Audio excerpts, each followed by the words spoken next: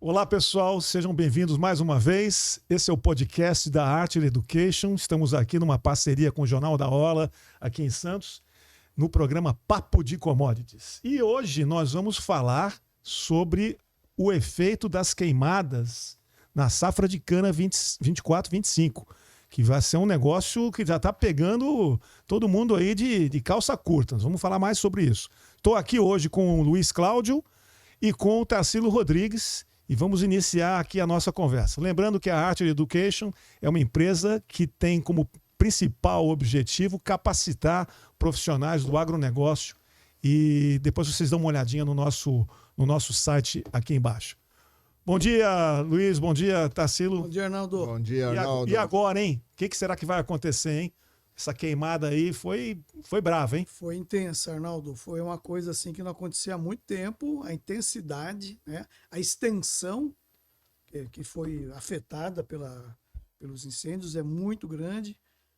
Todo mundo está tentando fazer os levantamentos, mas os informes que chegam até nós são áreas muito extensas que podem comprometer a produção num ano que já estava muito complicado. Acho que esse é aquele agravante que chega de forma repentina, como a gente viu na safra 21-22. Né? Impressionante isso, né? As imagens que a gente tem visto aí na internet são assustadoras, né? E o que aconteceu com Ribeirão Preto, não sei se vocês viram aí no último final de semana, eu tenho um amigo que mora num condomínio.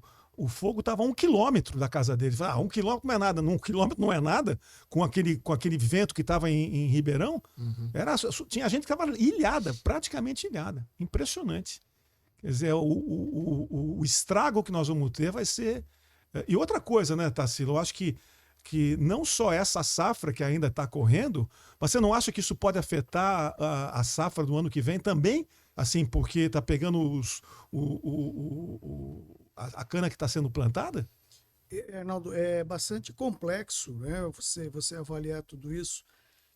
Sempre o incêndio ele é indesejado, né? Quando ele acontece, dependendo do tipo de cana que ele pega, o estrago pode ser maior, pode ser menor. Por exemplo, se você pegou uma área que ela foi colhida, então a cana está pequena, ela está em processo de brotação. O incêndio pode simplesmente devastar tudo e a cana não vai brotar. Ou seja, essa cana vai ter falhas na safra 25-26.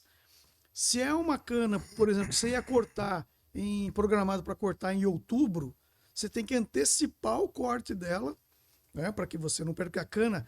Passado 2, 3 dias, ela começa a se deteriorar, ela começa a fermentar, começa a inverter os açúcares dentro dela. Então você tem que cortar rapidamente. Então você antecipa esse corte e a cana não está madura, não está pronta para cortar. E se você ainda, esse incêndio, pega numa área de um plantio novo, o prejuízo é absurdo. Né? Porque é aquela cana que era para durar 5 anos, né? Primeiro, aquele segundo, investimento terceiro, que quarto foi e quinto, feito. o investimento que for, aquele incêndio leva tudo. Então, é devastador. Acho que a gente tem que avaliar ainda o tamanho do estrago. É uma coisa que eu nunca vi nessa magnitude. Sempre tem incêndio, mas as usinas conseguem controlar. Mas parece que dessa vez a coisa foi tão intensa que saiu do controle. A gente fez aquela viagem para o interior há uns 45 dias atrás e a gente viu mesmo da estrada alguns canaviais pelos quais nós passamos, naquela região de Ribeirão Preto. Um negócio inacreditável. A cana estava morta, né? Já estava. Já estava ruim, né? Aí você tem... Porque o problema é o seguinte, você vai colhendo, vai ficando aquela palha no chão. Cara, qualquer bituca de cigarro que alguém joga pela janela numa estrada, aquilo já é suficiente para expandir. Além de, evidentemente, a possibilidade de você ter também de eventos criminosos, né? Assim, enfim. Mas eu acho que o grande mesmo é exatamente essa seca. Você já viu palha de cana? É um negócio. A palha de cana, inclusive, é uma boa prática para proteção do solo, né? Sim, do ponto de forração. vista de insolação, etc. Né? Plantio direto tem essa questão. Mas o que acontece é que com muita palha, a possibilidade de haver um incêndio aumenta bastante, né? Isso que você está falando. A cana está seca, né? A palha, além de tudo, a cana está seca. Semana passada saiu um ranking das cidades que estavam há mais tempo sem chuva. chuva. E uma delas é Pradópolis, que a gente sabe que tem uma grande usina lá em Pradópolis. 150 dias sem chuvas. Lembrando que o ano tem 365. Quer dizer, é um período de uma estiagem muito, muito intensa. Então a cana já vinha sofrendo. Então a gente já vinha sofrendo a falta de água. A gente estava entrando numa safra onde a queda de produtividade era esperada, ela estava até um pouco retardada, né? Os primeiros meses, né? Abril, maio, junho, a produtividade ainda foi elevada, porque você está colhendo cana mais jovem e que havia uma previsão de uma queda brusca da produtividade. O incêndio, com certeza, vai agravar essa situação. Eu acho que o efeito no preço poderá ser explosivo, viu, Tarsilo? Porque, olha só o que acontece. Você tem hoje o Brasil, se você pegar a média dos últimos 10 anos, o Brasil respondeu por 48% de todo o açúcar negociado no mundo livre. O que eu quero dizer com o livre? O que vai para exportação. Né? Porque você tem os países que produzem e consomem açúcar. Né? Não necessariamente importam nem exportam, mas consomem açúcar. Mas o mundo de trading de açúcar deve estar em torno de uns 65 milhões de toneladas por ano, comparativamente a uma safra de, sei lá, 180, 175, 180. Então, pelo menos 1/3 do açúcar vai para o mercado internacional, né? Para suprir aqueles que têm necessidade do açúcar. Tá bom? Claro. Muito bem. Se você pegasse a média dos últimos 10 anos, o Brasil respondia por 48%. Agora, nos últimos 2 anos, o Brasil tem ganho um market share em função da Índia não ter mais suprido o mercado. E o mundo está mais dependente do Brasil do que antes. Então, digamos, 2/3 praticamente da exportação mundial acabam no pico dependendo de Brasil. Quando você tem a dependência de um único país suprindo aquilo, né, ou 2/3 daquilo, ou 60% daquilo, a vulnerabilidade em termos de preço é maior. Porque você tem o quê? Você tem o que aconteceu com o cacau. Você tem praticamente 60% do cacau dependendo de Gana e Costa do Marfim. Teve um problema no cacau esse ano. O cacau foi de $5.000 por tonelada para 12.500. Porque 2 caras estavam com problemas na safra. Então, nós podemos ter isso ano que vem. Se nós tivermos, tá sendo uma redução da safra esse ano, que a gente começou a falar em 605 milhões. Não vai ser 605 milhões. Para mim, é 580 com viés de baixa, hoje. Tá? Se nós tivermos isso, se nós tivermos uma piora da safra que vem em função do déficit hídrico que nós sofremos nessa safra, e os fundos vendidos a descoberto especulativamente, rapaz, a coisa vai pegar, viu? E estão falando que a chuva vai atrasar, né? Porque a gente está num processo de neutralidade entre a El Niño e a Laninha e a Laninha vai começar um pouco mais tarde e a chuva vai chegar um pouco mais tarde. Então isso já tem que estar nessa conta, né? E uma entre-safra muito comprida, né? Porque se a gente tiver a morte súbita, né, vamos dizer, meados de outubro, você só vai ter açúcar de novo meados de abril. Nós estamos falando de 6 meses de entre-safra, porque a Índia não vai participar do mercado internacional por uma razão simples.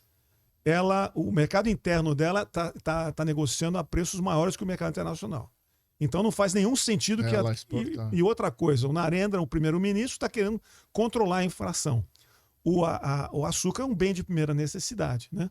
E então, se ele tirar qualquer açúcar para exportação, ele pressiona o preço do mercado interno. E isso ele não quer. Então eu acho muito difícil que a Índia venha a suprir o mercado internacional. Arnaldo, no mundo, quem são os principais ofertantes fora o Brasil e Índia? Índia e Tailândia. Mas Tailândia consome muito, né? Ela não tem muito excedente? Não, a Tailândia tem excedente. E ela está com uma boa safra, tem de boas chuvas. E outra coisa, quem compete com a cana lá é a mandioca. E a mandioca tem uma relação com os grãos. Como os grãos, eu falei mandioca, você já lembrou da Dilma, né? Mas não tem nada a ver. Como os grãos eles estão em uma baixa, quer dizer, a soja e o milho caíram 25% esse ano no acumulado. Então, o que se prevê é que vai haver uma maior migração diária para o açúcar. Então, quem vai suprir o mercado internacional? Brasil e Tailândia. Está todo mundo apostando na Tailândia. Se a Tailândia falhar ou não for suficiente, esse que é o ponto. Porque a Índia, como você falou, ele é o segundo maior produtor, mas é um grande consumidor. Que dificilmente participa do mercado internacional. Só quando ele tem um excedente muito grande, é que ele entra no mercado internacional. Mas o interessante é a gente concatenar 3 safras. Porque o que aconteceu? Safra passada foi aquela safra excepcional, positiva, né? Uma produção nunca vista, batemos recorde, produzimos 42 milhões e meio de toneladas aqui na região Centro-Sul, e o clima ruim que prejudicou a lavoura beneficiou muito a exportação, né? Ou seja, os terminais trabalharam a todo vapor e desde janeiro nós estamos colocando uma quantidade recorde de açúcar no mercado internacional. Então, você veio de uma safra grande, o mercado absorveu, e o questionamento que eu fiz aos grandes comerciantes é: ok, está havendo uma reposição de estoque ou é demanda? A resposta é que é demanda. Ou seja, nós estamos colocando um volume grande de açúcar no mercado. Agora a gente vai entrar com uma safra de queda, o ritmo de exportação está acelerado porque o clima está bom, o Porto de Santos aqui está trabalhando a todo vapor, provavelmente em agosto vão bater recorde de exportação. Ou seja, terminou a safra, terminou o açúcar. Nossa. E aí nós vamos ter uma constrição, uma entre-safra longa com pouco produto. E concatenando com a próxima safra, que pode ser ruim, o cenário realmente pode ser explosivo. Então, acho que é esse que é o ponto que a gente está vivendo. Não podemos esquecer que ainda tem o mercado de etanol, que também está bastante aquecido, e a gente tem que produzir os 2 produtos. Vai ser um ano interessante. Vai ser bem interessante. Acho que esse é o ponto. Agora, uma coisa só para ilustrar o que o Tarcísio falou: o Brasil, em 12 meses, botou para fora 37,8 milhões de toneladas de açúcar. Inundamos o mundo de açúcar. Por isso que o mercado estava morno. Certo? O que é um mercado morno, Arnaldo? Não, seria. Não, veja bem. Os preços estão depreciados por 2 razões, né? Pela razão fundamentalista, é isso que eu estou te falando. Nós, em 12 meses, botamos para fora 37,8 milhões, e nesse ano de 2024, acumulado até 31 de julho, nós botamos 20 milhões de toneladas. Cara, é inacreditável. É 45% a mais do mesmo período do ano passado. É recorde. Mas a questão é, esse ritmo vai ser drasticamente interrompido. É esse que é o ponto. Então, talvez o mercado ainda não percebeu, porque estamos na fartura. Né? Ou seja, suprimento, o line-up aqui dos navios totalmente, né, cheio, ou seja, carregando, e ninguém está sentindo os efeitos. Mas poucos estão olhando esse buraco que a gente vai criar na safra. Se o que você falou se materializar efetivamente, que é o que você falou que é demanda. Se for demanda, o efeito é um. Se fosse reposição de estoque, o efeito seria outro. Então, isso vai tornar uma eventual subida do mercado muito mais consistente. E prolongada. Porque quando são efeitos de demanda, a demanda faz com que Porque veja o seguinte, você só vai atrair a Índia para o mercado internacional se o mercado internacional negociar em preços acima do que está negociando em Uttar Pradesh e Maharashtra, que são os principais pontos da Índia, cujo preço hoje, interno, é de 21 centavos. Lá. Equivalente. 21 centavos equivalente. É inacreditável isso. Mas, ao mesmo tempo, Arnaldo, eu sou um produtor grande como a Índia, mas eu tenho uma demanda muito forte e eu tenho uma oscilação climática na usina, na Índia, bastante efetiva. Ou seja, o risco de ter uma safra ruim, então não necessariamente o preço alto vai fazer eu colocar produto no mercado internacional. Eu posso tomar uma posição mais reativa. Peraí, eu ponho o produto no mercado internacional, fico sem estoque, o mercado continua subindo e eu tenho que suprir aqui num preço elevadíssimo. Então, não necessariamente, como ele não tem um excedente estrutural, né? Pode ser que a Índia não coloque, opte por ficar com o produto. Né? Nós vamos ter que ver a posição, principalmente dos chineses. Diante desse fato, se ele quer se antecipar, e a partir do momento que ele quiser se antecipar para fazer compras aí, vai ser o combustível que vai levar esse preço para cima. Quer dizer, então você não sabe quando que vai acontecer essa ruptura na oferta. A safra indiana começa 1º de outubro, né? Aí você começa a ter mais ou menos uma ideia. Eles estão falando em 33 milhões de toneladas de açúcar de produção. Tá? Já descontado o etanol? Não. Não. Daí desconta-se, porque lá eles não falam, ó, vamos produzir tanto de açúcar e tanto de etanol. Eles falam assim, ó, vamos produzir isso de açúcar e vamos desviar 3,5 milhões de toneladas para a produção de etanol. É o contrário. Eles usam o etanol como açúcar, né? Então eles estão dizendo o seguinte, ó, 33 milhões de toneladas de açúcar vai ser produzido, sendo que 3,5 milhões de toneladas serão desviadas para o etanol. Sobra 29,5, consumo 28,5, sobra 1. Eles têm um estoque de passagem de 9, são 10. Então eles vão ter um estoque de passagem bem grande, 10 milhões de toneladas.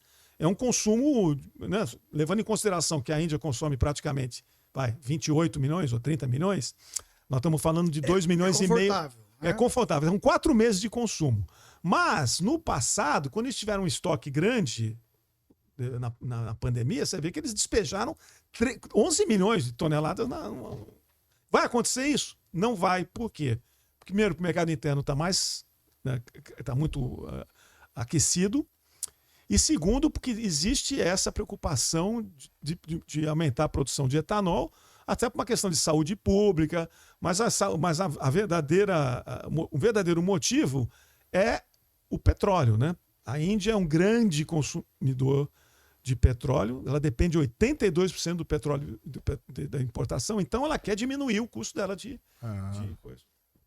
Eu trouxe uns dados aqui só para a gente relembrar, e definitivamente nós estamos diante de uma mudança climática inquestionável. Eu trago sempre esses dados, eu estou já há um bom tempo no setor. Você tinha uma anomalia climática a cada 10 anos. Então, a cada 10 anos, você tinha uma anomalia climática, uma pequena seca aqui na região centro-sul. Era uma coisa, mas você tinha esse efeito. Né? E se nós formos retroagir, você vê uma seca severa em 2011, 14, 21 e 24. Olha que interessante. Ou seja, dá para entender que as coisas estão definitivamente mudando. A última, nós produzimos na safra 2021 605 milhões de toneladas de cana. Na 21-22, por efeito de seca, aquele ano foi seca, geada e incêndio.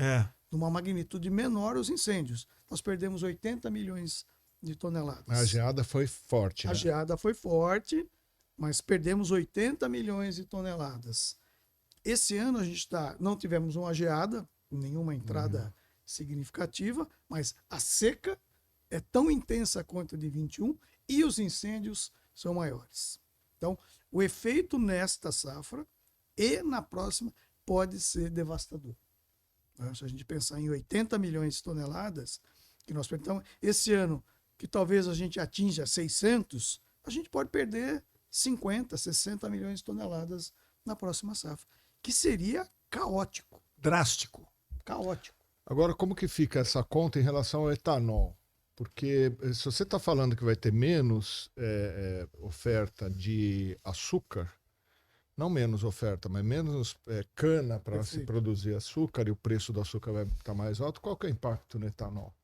É dramático. Então, só para pontuar, o ano passado, o preço do açúcar chegou a 28 centos por libra-peso. Né? O Arnaldo sabe, isso é um número, poucas vezes, com uma frequência baixíssima desse patamar de preço, talvez 5%, né?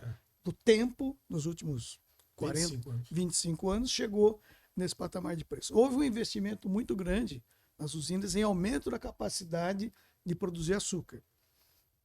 Perfeito, então fazia todo sentido. Acontece que a seca, ela agravou porque ela prejudicou a qualidade da matéria-prima. Então, a cana que eu estou colhendo agora, ela está com um processo de formação dos chamados açúcares redutores, que açúcar que não cristaliza. Uhum. Então, esse ano tem mais esse agravante. Eu não vou conseguir atingir o mix ideal que as usinas projetaram para fazer açúcar. Então, esse ano eu produzo mais etanol.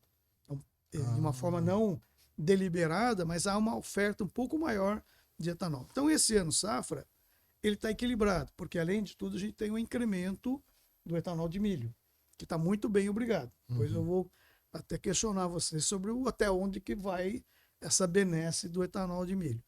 Acontece que para o ano que vem, dado que a cana provavelmente vai ter uma outra qualidade, eu vou ter condições de fabricar mais açúcar. Só que eu posso ter menos cana. Aí eu vou realmente trazer um problema para o mercado de etanol.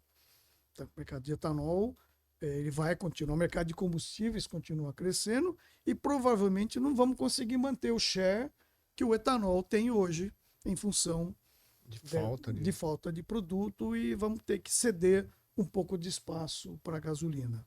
Essa é a mecânica, né? É o lado bom da frota flex, né?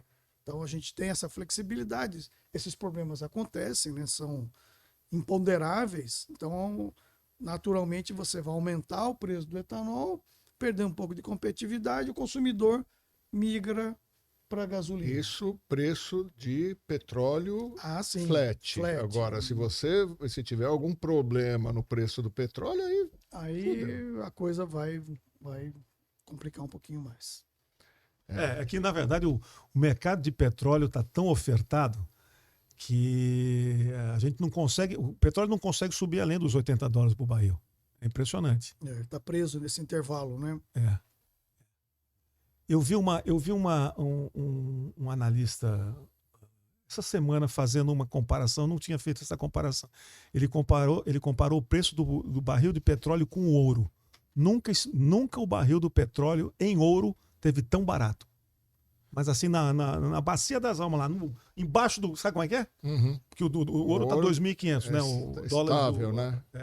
Luiz, e aproveitando o gancho, as usinas de etanol de milho, que é uma novidade para nós, né? Quer dizer, muito recente, começaram em 2014, mas estão assim um crescimento exponencial, né? Motivados pelo preço baixo do milho, né? A facilidade de você implantar uma usina de etanol de milho, né, é muito mais prático, né? Você vai montar um greenfield de cana, você tem que fundear a lavoura, são 5 anos até você estabilizar o seu canavial, e você tem que todo ano cuidar daquela lavoura, renovar sem receita, de 15% a 20% e ter toda uma equipe agronômica, colheita, ou seja, e o milho, simplesmente você vai lá e compra o produto. Quer dizer, você instala a tua indústria numa região favorável ao milho e o milho passa em frente à tua... E você simplesmente compra o milho. Não há restrição na oferta de milho. Eu preciso de 5, 10, 20, 30 mil toneladas. Compra, abastece a sua fábrica durante um ano. E a pergunta que eu faço é, esses preços de milho no Brasil vão continuar assim, dando essa possibilidade enorme de margens para o mercado de etanol de milho? Bom, boa pergunta, né? Primeiro que eu não sei se vai continuar ou não. Mas vamos lá. Hoje, etanol de milho são 17 milhões de toneladas que é a previsão de consumo das usinas, né? Então, quer dizer, eu trouxe uns dados também aqui. A gente vai produzir esse ano 115 milhões de toneladas e a previsão para esse ano é que o consumo de usina seja 17 milhões de toneladas. Então é bem representativo. 15% mais ou menos. É bem representativo. Tem gente que fala em 20%, mas está subindo bastante. As usinas estão localizadas no Centro-Oeste.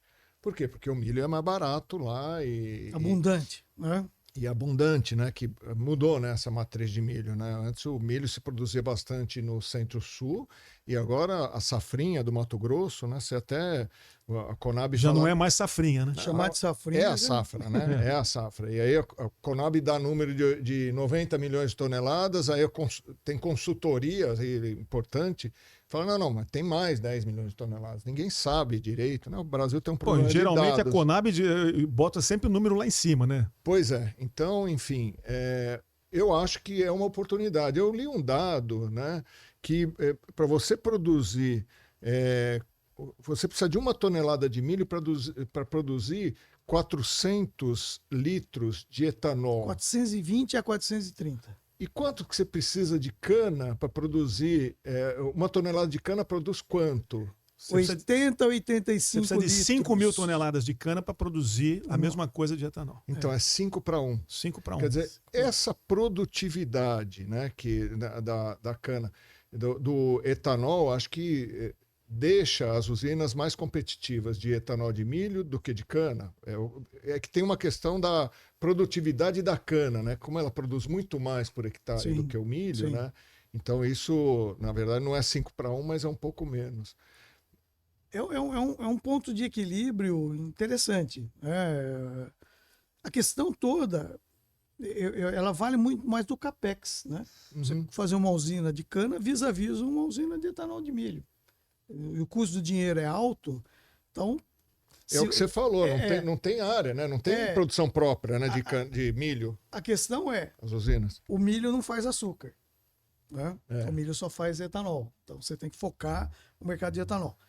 Qual é a perspectiva e hoje a relação? A gente viu há um ano o etanol, o açúcar com 1.000 pontos sobre o etanol. Ou seja, mais que o dobro do preço o açúcar pagava em relação ao etanol. Essa relação se encurtou, chegamos a 300 pontos, mais ou menos, e uma perspectiva de aumentar, voltar a expandir, porque o etanol tem limite. É o preço do petróleo que manda o meu preço de etanol. A não ser que eu tenha uma oferta muito baixa, mas mesmo assim eu vou ter que superar esse limite. Então, esse é o ponto. Eu sou um investidor. Eu estou olhando os dois mercados, açúcar e etanol, porque eles são intimamente ligados. Não, eu vou montar uma indústria só para fazer etanol.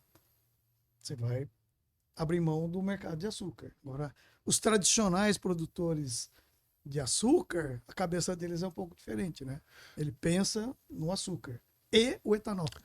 Você falou uma coisa, desculpe só pegando só esse gancho. Você falou uma coisa o milho não faz o açúcar. Como é que é o processo do xarope de milho? Como se diz? Que compete com açúcar em alguns países, né? Por exemplo, a China é um grande consumidor de xarope de milho, né? Veneno que causa obesidade, já está provado isso. É melhor você consumir açúcar do que consumir o xarope de milho, né? Nós não temos esse processo aqui, como você né? diz, você não produz açúcar. O milho produz outra coisa que não é açúcar. Que é um high frutose. É um high frutose. High frutose. Então é outro, não é sacarose. Que na verdade é HFCS, né? É High Fructose Corn Syrup. É xarope de milho de alta... Exatamente. Então um é sacarose e o outro é outro produto. Então são dois produtos. São dois edulcorantes. Que tem o mesmo poder adoçante, mas são coisas diferentes. Agora, Tarsilo, esse fenômeno das usinas de etanol, que você falou começou em 2014... De milho, né? Etanol de milho, é isso. Etanol de milho. Ele sobreviveu durante os anos em que o milho estava R$100, R$110 e sobreviveu, né? Quer dizer, e concorrendo e crescendo, né? Então, voltando à sua pergunta, hoje com o milho... acho que no Mato Grosso são uns R$35. Quer dizer, eu acho que para ele está bem, mas olhando com o milho alto e eles conseguindo crescer, então eu imagino que a conta deva ser positiva em cenário de escassez, de preço alto de milho. Perfeito. Aí tem um problema que eu aprendi com o professor Arnaldo, que é risco de base. Né? O que acontece? Você produz etanol a partir do milho, usando o milho, e vende ele baseado nos preços de etanol de cana, que é quem manda. Né? Então, se há um descompasso, como houve esse que você falou, em que o preço do milho subiu e do etanol de cana ficou estagnado, você trouxe esse problema. Porém, a gente não pode esquecer que quando eu processo o milho, eu tenho também os subprodutos. A conta é mais ou menos 60% da receita vem do etanol e 40% dos subprodutos. E os subprodutos, esse sim, não tem risco de base. Subiu o milho, sobe o preço do DDG, do óleo, do farelo. Então você mantém a margem. No caso do o que é o DDG, só para quem está ouvindo a gente que não sabe? O DDG, trazendo uma analogia com a usina, é a levedura, né? Ou seja, é uma proteína extraída do processo do milho, né? Que você serve para ração animal, principalmente para ração animal. Então ele vai para o mercado de ração animal. Ele vai para o mercado de ração animal. E geralmente, o que é interessante, que próximo de uma usina de etanol de milho, você tem o gado confinado. Então isso funciona muito bem, porque aí o custo de transporte dessa proteína é mínimo, né? Você consegue, porque para confinar eu só preciso ter a ração. Tendo a ração perto, eu não preciso do pasto. Né? É verdade. Então é esse que é o conceito. Então a usina de milho, ela atrai esse gado confinado por ter o DDG, que é uma proteína tão boa quanto a proteína de soja. É bastante interessante, além do farelo e do óleo.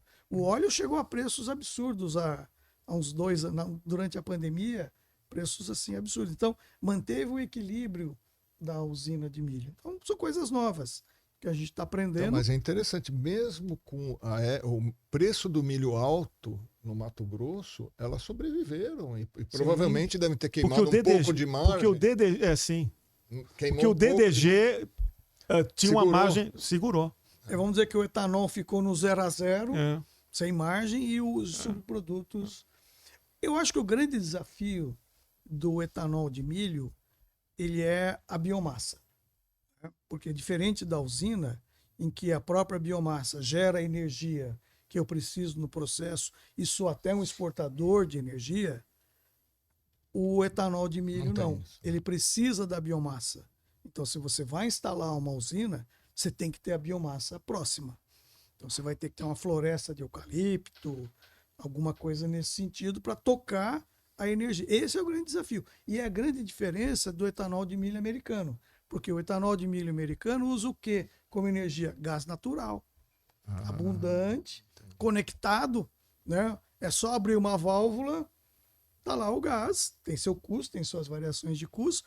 É que nesse momento é um dos fatores que nós estamos perdendo competitividade para o etanol americano, porque o gás natural está muito baixo.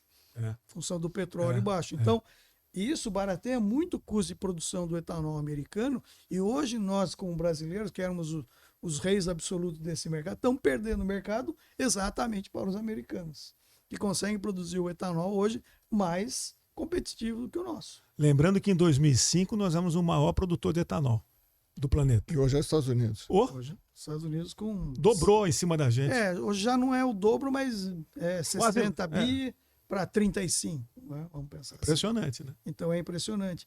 Mas é a questão da energia. Agora, a energia é energia. Isso pode ser um drive bastante acentuado no futuro em termos de preço. Luiz, deixa eu fazer uma pergunta para você. Você que é um cara que é especialista em seguro, é conselheiro de uma empresa de seguro também.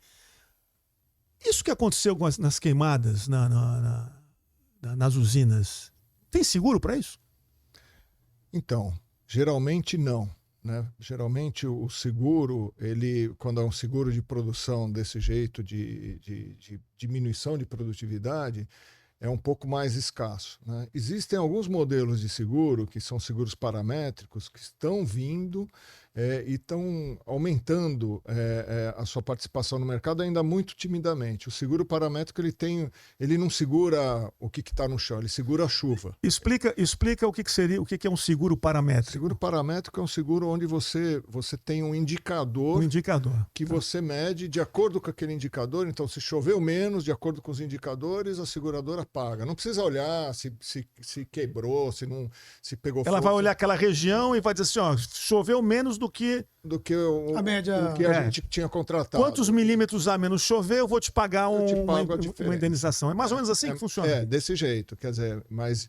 E aí, o que a gente está vendo? A evolução desse produto, né? Precisa de fazer um teste com as usinas. No caso de usina, precisaria... Porque cada região, cada usina tem os seus dados, então teria que fazer um teste e falar assim, ó, o quanto que a usina quer segurar. Porque se ela quiser segurar uma chuva a cada, sei lá, 15 anos, é um determinado valor de prêmio. Se for a cada 10 anos, é um outro determinado valor de prêmio. Então, quer dizer, isso que é uma coisa que tem que evoluir. A empresa que eu sou conselheiro tem um produto desse, que estamos testando, né?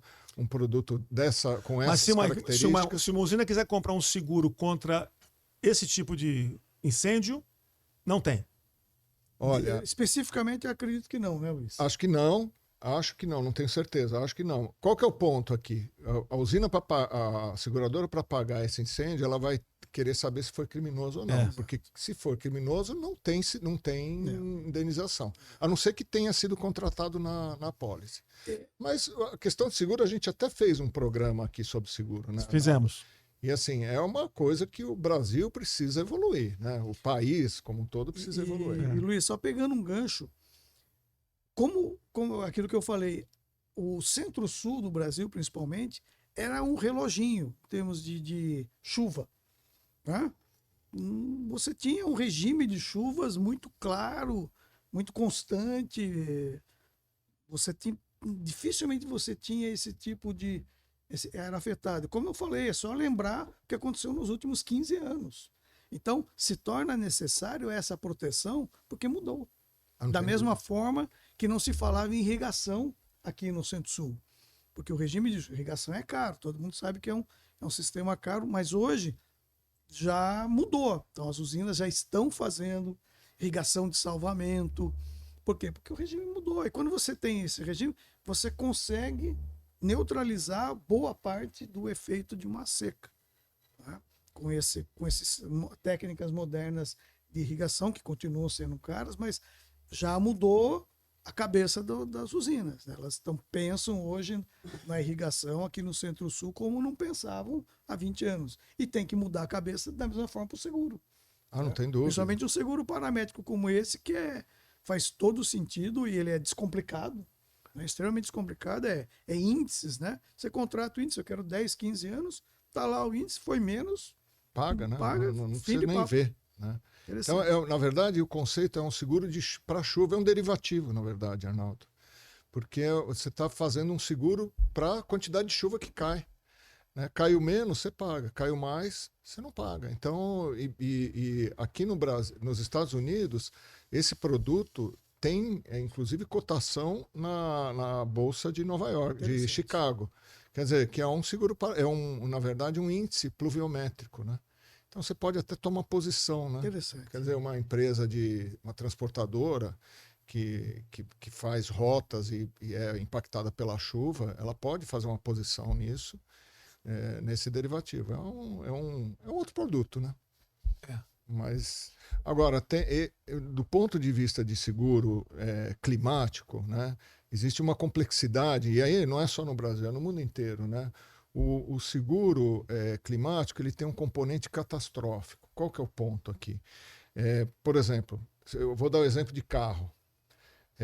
Carro, para seguradoras, elas fazem a conta e elas sabem, esse é o percentual do prêmio que eu cobro, que eu vou ter que pagar de indenização, é muito estável. Só assim, tem alguns pontos fora da curva, como foi no Rio Grande do Sul, né? Então, mas são pontos fora da curva, mas mesmo assim, na história já tem as provisões para esse tipo de coisa. Então, o seguro de carro... E dependendo do seguro que você tem lá no Rio Grande do Sul também, né?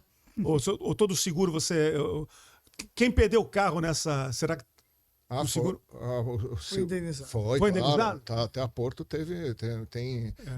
Tem as seguradoras grandes, tem um seguro prejuízo... contra atos de Deus, que eles chamam, né? Então, esse é o ponto, né? Assim, não vai pagar? como que não vai pagar? Né? Mesmo que esteja escrito no contrato, você fala assim, não vou pagar. A população está toda lá miserável. Né? Não tem como não pagar. Mas aí, quer dizer, o ponto é, como é catastrófico, o que acontece? Um seguro, e aí a gente fala, o seguro é caro, mas é caro porque tem esse componente. Né? Imagina que dê uma seca e pegue todo o Centro-Sul aqui, na cana. A seguradora ela não tem, ela teria que fazer o seguro aqui, teria que fazer o seguro em Goiás, onde tem cana, teria que fazer o seguro no Nordeste para essa, né, espacialidade minimizar o risco dela de indenização, né? Então tem esse componente no agro, por isso que no agro, e aí eu estou falando de qualquer agro, no mundo inteiro tem ajuda governamental, porque é onde a seguradora ela vai até um determinado patamar, que ela consegue, por causa do capital, etc., né? A partir desse patamar... Você tem que ter um subsídio. Tem que ter um fundo, ou um colchão, que é um colchão que toda a sociedade banca, né? Então, é mais ou menos isso. Mas eu queria voltar um pouquinho do efeito A queimada é um ponto a mais de uma safra complexa, né? A gente está vindo de uma safra que os níveis de chuva... A chuva parou em novembro e não voltou mais. Esse é o fato. Quem analisa clima, nós tivemos um verão muito abaixo, né, da média histórica. Tivemos um inverno que não choveu. Então isso muda a cara da safra, porque no inverno normalmente é seco. Mas quase todo ano tem uma chuvinha. Em junho, em julho, que segura a produtividade. Então esse ano a gente veio de um verão ruim. O ano passado foi o contrário. A gente veio de um verão excelente e durante o inverno tivemos chuvas que simplesmente bombou a produtividade. E ainda tivemos uma chuva muito intensa em outubro, no finalzinho da safra, que deu mais ainda aquele... Tanto é que nós chegamos a safra do ano passado foi maravilhosa. E assim, que para nossa felicidade, nenhum analista acertou a projeção. A gente errou feio. Nós, inclusive. Como estudiosos desse negócio. Porque foi uma questão do clima totalmente atípico. Na hora certa, foi o clima perfeito. E agora a gente está vivendo exatamente o contrário. Ou seja, nós viemos de um verão ruim. Você está falando do estado de São Paulo, né? É a região centro-sul Centro-sul. Não, porque se você for falar do Mato Grosso, é totalmente o inverso. Né? Nós estamos falando do centro-sul concentrado em São Paulo, 65%. Então, você veio de um verão ruim. Aí, todo mundo... Quando teve uma chuvinha no final de abril, eu lembro dos números. É a redenção, voltou tudo. Os autistas entraram em cena. Autistas de cana, não de preço. Mas choveu, gente. Abril chove pouco. A gente perdeu 100 milímetros, janeiro, dezembro. Já vinha, né? E aí a gente recuperou 30 milímetros em abril. Não, foi acima da média, mas foi 30 milímetros. Ou seja, não foi o suficiente. E de lá para cá não teve mais chuva. Então a gente passou, vamos terminar o inverno basicamente sem chuva. Falar, mas aí vem a primavera. Né? Só que a primavera também está atrasando as chuvas. Quando a chuva chegar, dado que quando está seco eu acelero a moagem, né? Eu consigo acelerar a moagem, porque eu não tenho parada por chuva, eu só tenho parada por manutenção preventiva, eu vou terminar a safra. Então a morte súbita é concreta. Né? E o efeito disso, ainda mais aí quando você potencializa o incêndio, por exemplo, o mercado de etanol. Vamos trazer o mercado de etanol. O mercado de etanol até então estava em equilíbrio. Uma perspectiva de uma moagem de 605, fazendo um pouquinho mais de etanol do que açúcar. Se houver uma catástrofe como essa que a gente está tentando analisar e juntar as pontas, o mercado de etanol muda de figura. E o mercado vai começar a buscar mais preço para equilibrar a oferta e demanda.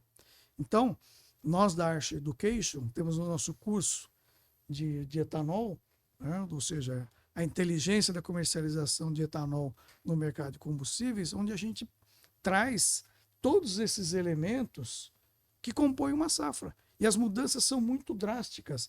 Assim como no ano passado a gente teve um aumento de oferta no meio da safra, que mudou totalmente o perfil comercial do etanol até o final da safra. A gente não conseguiu alavancar preço. Tarsilo, quando é que vai ser o curso? O curso é dia 6 e 7 de novembro, presencial. Aonde vai em ser? São Paulo. São Vai Paulo. ser em São Paulo, capital. E é isso que a gente traz, todas essas nuances de uma safra para outra. Então, São quantos dias? São 2 dias são de 2 curso. dias, são 8 horas cada dia, né? São presencial. É uma oportunidade excelente para você entender todos esses efeitos. E né? debater, Então, né? E debater. Eu acho que esse é o ponto. E o que é né? mais Eu fiz. importante, Luiz, Uhum. ele vou é fazer totalmente atualizado. Não é aquele curso pronto que está lá, não é simplesmente acadêmico, dizendo, olha, o etanol é assim. Não. Nós vamos trabalhar com informação atualizadíssima. Então, no dia 6 e 7 de novembro, provavelmente já vão ter a safra encerrada ou boa parte dela. Certo, Então, a gente sem- já vai ter. Agora, nós sem vamos dúvida avaliar o efeito Desse- na de tudo entre isso que tá safra acontecendo. e na safra 25 e 26. Ô, Dieguinho, coloca o link desse negócio aqui para eles, o pessoal pode se interessar, porque esse curso é bom, viu, Luiz? Eu vou fazer. Estamos fazendo Mas vai jabá ser- aqui, não, vai- mas é. Não, Eu já fiz. absolutamente. Eu já fiz o curso dele, é muito. É lá, é perto da Itapeva, ali perto da Isso, Avenida Paulista. muito né? bem É, localizado, bom, próximo do metrô. metrô, fácil acesso. Muito legal, que bom. E a gente vai ter uma visão melhor do que está acontecendo, porque aqui a gente foi esse evento foi anteontem, né? Quer dizer, Exato. então assim a gente vai ter muito mais elementos para poder analisar, né? E aproveitando, como foi ontem esse evento, quer dizer, na verdade, os focos de incêndio eles já estavam bastante intensos. A gente não podia imaginar que fosse chegar nesse ponto. Só que nesse final de semana, a coisa realmente saiu do controle. E o questionamento para você, Arnaldo, os fundos, né, os fundos especulativos, eles não olham fundamentos. Não. Eles olham fatos e movem a sua posição. E eles vinham para o nosso telespectador entender como que estava a posição deles e diante desse fato, o que pode acontecer. Você tem 2 tipos de fundos que operam em commodities, mais ou menos, né? Um que eles chamam de fundos indexados. O que é o fundo indexado? O fundo indexado é aquele fundo que ele é comprador de commodities, né? Porque às vezes o investidor ele prefere estar posicionado em commodities, porque na cabeça dele commodities segue a inflação e ele tem protegido o valor de compra da moeda dele. Então, esses fundos indexados, é como se fosse um fundo Bovespa. Quando você vai no banco XPTO e compra, eu quero comprar um fundo do Bovespa. ETF, né? O que o banco faz? O banco vê como é composta a carteira do Bovespa, X% de Vale, X% de Petrobras, X%, e assim vai. E ele replica, dentro de casa, uma carteira que é exatamente o espelho do índice Bovespa. Uhum. Tá? O fundo indexado, ele faz a mesma coisa. Ele pega um desses índices, pode ser o índice do JP Morgan, sei lá de quem que ele pega, e ele faz o CRB, e ele pega aquele percentual e ele faz a mesma coisa. Vai comprar X% de café, X% de açúcar, beleza. Então esse é o fundo indexado. O fundo não indexado, que é o fundo especulativo, esse ele pode estar comprado ou vendido. Ele vai escolher o que ele vai fazer. Às vezes ele vê correlações entre 2 produtos diferentes e ele compra um e vende outro porque ele acha que esse que ele está comprando vai subir e o outro que ele está vendendo vai cair. É assim, simples assim. Então, os fundos não indexados, que a gente chama de fundos especuladores, esses caras estão vendendo açúcar pesadamente. Você vai dizer, mas por que eles estão vendendo açúcar pesadamente? Porque dentro de commodities, você tem uma caixinha que se chama-se soft commodities, que é composta por quem? Café, açúcar, suco de laranja, algodão e cacau. Essas são as chamadas soft commodities. E esses caras, os fundos, ganharam muito dinheiro com o cacau, pelas razões que eu falei logo no começo do programa, que o cacau explodiu, estavam comprados, fizeram uma coisa com o açúcar explodiu, com o café explodiu, eles ganharam dinheiro, fizeram com o suco de laranja, o suco de laranja subiu, eles ganharam dinheiro, então eles ganharam dinheiro muito com soft commodities. E ganharam dinheiro, Vamos apostar em que agora? Vamos apostar no açúcar. Que o açúcar vai cair. Um exemplo. E foi isso que aconteceu. Entraram vendendo açúcar. Só que, na minha visão, e eu tenho falado muito sobre isso, eles estão na contramão do mercado. Eles estão vendendo açúcar num preço que é quase que a bacia das almas. Se você pegar a média dos últimos 5 anos do açúcar em Nova York, a média foi 18 centavos, e esses 18 centavos está comprometido com a época da Covid, que o açúcar bateu 10 por pânico. Então, se não fosse a Covid, essa média seria maior. Então, na minha visão, eles estão mais vendidos num preço que é vulnerável. Com essas queimadas e com a evolução, porque não vai ser agora. É como você falou, vamos esperar chegar até final de setembro, começo de outubro. Quando você perceber que a nossa safra vai ser menor do que a gente imaginou, né? A gente começou o ano com 605, o número da Bioagência e da Arte eram muito parecidos, 605. Hoje, na minha visão, deve ser uns 590.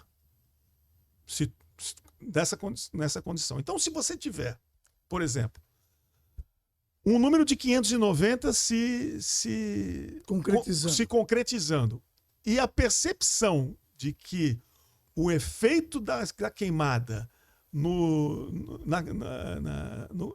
canaviais para a próxima safra também foi comprometido, rapaz, nós vamos ter uma explosão de preço. Quer dizer, quando que eles vão inverter essa perna? Não, é quando eles começarem a perceber... Eles não antecipam essa... Eles antecipam. O vencimento do contrato outubro é final de setembro. Então eu diria que mais umas 2 semanas eles vão começar a ter que rolar a posição deles. E eles estão fortes na tela de setembro. Sim. Sempre na mais líquida. Sempre nas primeiras. Aí o que é? Setembro, novembro? Não, setembro, março. Só tem março. Na verdade é outubro e março. Outubro e março. Mas o outubro vence 30 de setembro. Tá. E o março vence 28 de fevereiro. Então, e aí o março é o mês... Quer dizer, eles vão rolar pro ano que vem. E o já pega o efeito da próxima safra. E aí você pega o efeito da próxima safra, você pode ter uma surpresa na Índia e uma surpresa na Tailândia. A safra indiana começa 1º de outubro. A safra tailandesa começa 1º de dezembro. E tem um detalhe, Luiz. Ele tá vendido, certo? Ele precisa comprar. Quem vai vender para ele? Quem vai vender? Porque nós, brasileiros que somos fortes nessa tela, já estamos vendidos. Ele vai ter que achar preço, né? Ele vai ter que puxar o preço. Vai ser engraçado. Vai ser interessante. Acho que essa é uma aposta boa aí do mercado, porque o fundamento está nos dizendo que os preços são para cima. Sim. E aí o fundo está na posição contrária. Então, na hora que se somar esses dois vetores, ele pode realmente trazer algo bastante pesado para a gente. E a safra está dada. Né? Olha, para você que quer saber mais sobre commodities, nós vamos ter um curso, o Essencial, né? Que agora em outubro, se eu não me engano. Curso essencial, tem um curso de crédito. Curso essencial, curso de crédito. O essencial é final de outubro. Não, o essencial é começo de outubro e ele é online. Depois o Dieguinho vai colocar aí embaixo na semana do 7, né? Que 7 é sexta-feira. E o essencial é um curso online e é um curso que dá uma visão ampla do funcionamento do mercado de commodities. Né? Principalmente para você que quer saber um pouco mais. E é um curso que não tem igual no Brasil. Pode ter certeza disso. E você vai fazer o de crédito também? Vou fazer o de crédito, eu e o Alexandre, né? São 2 professores. Bom, o de essencial eu também dou uma aula, né? A gente fica... Sim. Quer dizer, isso é uma característica da Archer, né? A gente sempre tem mais do que um professor dentro da sala para ajudar no debate. Mas o curso de crédito vai ser do dia 30 de setembro ao dia 3 de outubro. É curso de segunda a quinta à noite, das 19 às 22 horas. O curso chama o Mercado de Capitais e o Financiamento do Agronegócio. E lá a gente vai abordar assim, vários aspectos do crédito. E a gente tem pelo menos 4 vertentes, vamos dizer assim. Primeiro a gente vai analisar aspectos reputacionais, falar de risco de crédito, vamos falar de valuation, vamos falar de business plan e endividamento. Depois a gente vai falar da parte de infraestrutura, né, de mercado financeiro, vamos falar de regulação, etc. Depois o terceiro aspecto vai ser a parte operacional, a gente vai falar de securitização, vamos falar de garantias, Então, os aspectos mais operacionais, títulos de crédito. Depois, nós falamos da securitização agro, né? Então, vamos falar dos CRA, CDCA, agora que deu todo um rebuliço aí no CDCA, por conta de uma emissão do BTG. E depois a gente vai falar de FIAGRO, vamos falar de FIDIC, então são securitização e veículos de crédito. Isso está crescendo bastante no Brasil, né? Pra caramba, né? E no final, a última parte, a gente vai olhar para o futuro. A gente está olhando, vamos falar sobre blockchain, vamos falar de tokens digitais e títulos verdes, né? Inclusive tem até no âmbito do DREX, da moeda digital do Banco Central, o Banco do Brasil está criando uma CPR tokenizada, né? Então explica. Que bacana, hein? Título... Se eu soubesse que é isso, faz o curso que você vai entender. Faz o curso que você vai entender. O que é isso daí? É um ativo digital. A gente não sabe, a rigor, hoje a gente não sabe a total utilidade disso. A gente sabe que vai ser útil para o futuro. Mas a gente não sabe a amplitude, né, a envergadura de um negócio como esse. Como a gente não sabia na CPR há 30 anos atrás, a CPR fez 30 anos agora, semana passada. Como a gente não sabia da envergadura da CPR, que hoje a CPR é o título de crédito do produtor, né? Ele é o lastro da produção para todo o crédito privado, né, a CPR. E agora o Banco do Brasil está, dentro do âmbito do DREX, que é a moeda digital do Banco Central, está criando a CPR tokenizada. Eu gosto muito desses. Eu já tive CRA e eu gosto muito desse papel, sabe? Mas, Arnaldo, veja a amplitude desse curso. Não, você vai lá do fundamento. Quantos dias são? O futuro. Né? São 4 noites. São 4 noites. É online, né? É imperdível para quem quer entender e precisa. As ferramentas estão aí, né, Luiz? E se quiser mais informações, entra no e-mail que você... No link que você está vendo aí embaixo.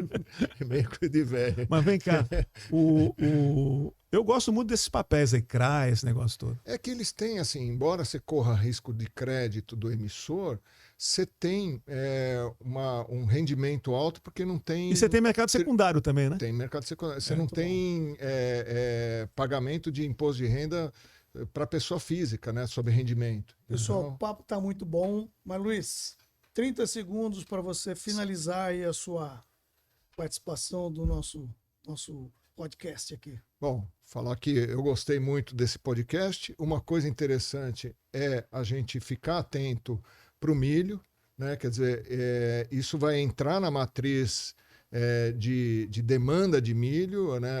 As usinas que fazem etanol a partir de milho já faz, mas vai entrar, tipo assim, a gente tem uma participação grande da proteína animal, dos animais, etc.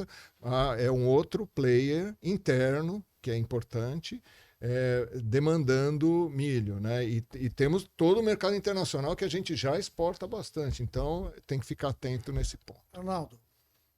Olha, como sempre, esse programa termina muito, muito cedo. Né? É muito gratificante poder aprender aí com vocês, são experts nas respectivas áreas. E eu só queria agradecer, né, a atenção que todos tiveram aqui até esse momento. Tarsilo? Muito bom. Pessoal, acho que sensacional. A coisa é muito ampla, né? Os efeitos aí do que a gente está vendo, a gente está vivenciando mudanças climáticas que nos impactam, e nós que estamos na agricultura, mais ainda. Mais do que nunca. Acho que esse é o nosso desafio e vamos seguir em frente. Esse barulho foi que vai explodir daqui a pouco. Pessoal, obrigado mais uma vez pela atenção e até a próxima vez. Um grande abraço. Abraço a todos. Abraço.